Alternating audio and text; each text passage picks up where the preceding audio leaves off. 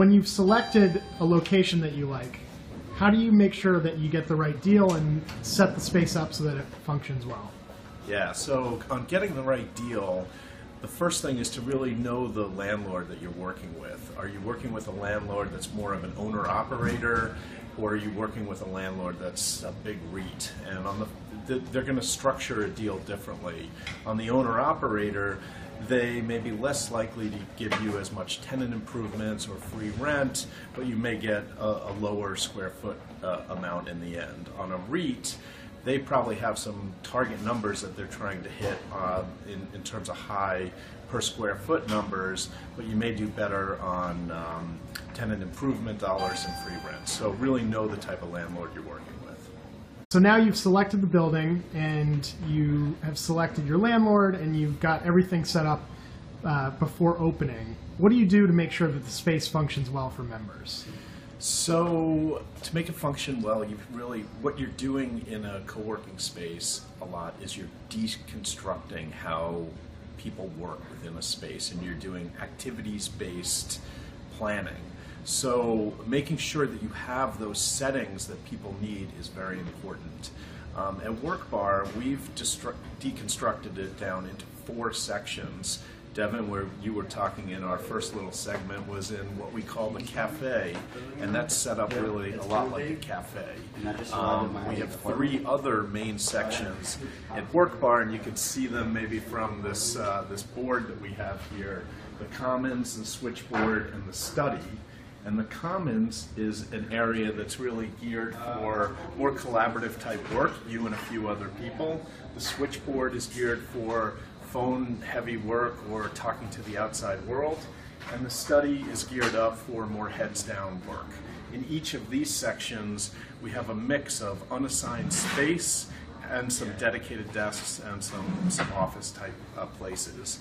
And the idea is you can work in any part of this that fits your needs, and you could also have some dedicated space if that's what you need as a group or an individual. Devin, so one question that people often ask is, what's the right size for a co-working space?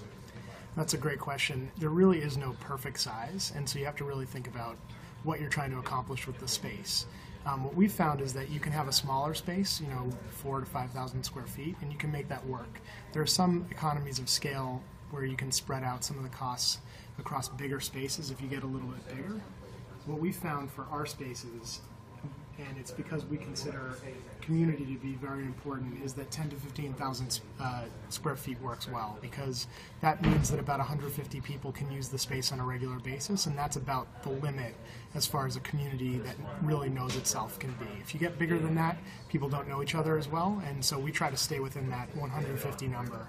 10 to 15,000 square feet is great for that number. Devin. Yes. Tell me about the people part of co-working. Okay. The most important thing is to have a lot of different types of people in the space. The more variety and diversity in industry and background and expertise, the more likely it is that members are going to be able to find other members that can help them with their projects. So WorkBar has 2 hub spaces and a network of partner spaces. What's next for WorkBar? We're spending a lot of energy on our network approach.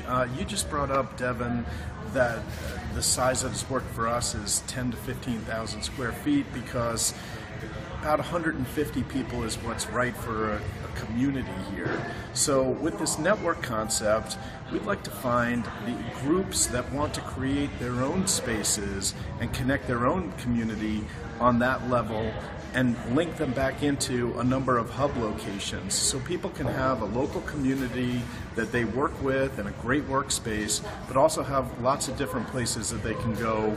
And for us, we've honed a whole set of systems to do this, and really people and process, and we're now providing that out to those network partners.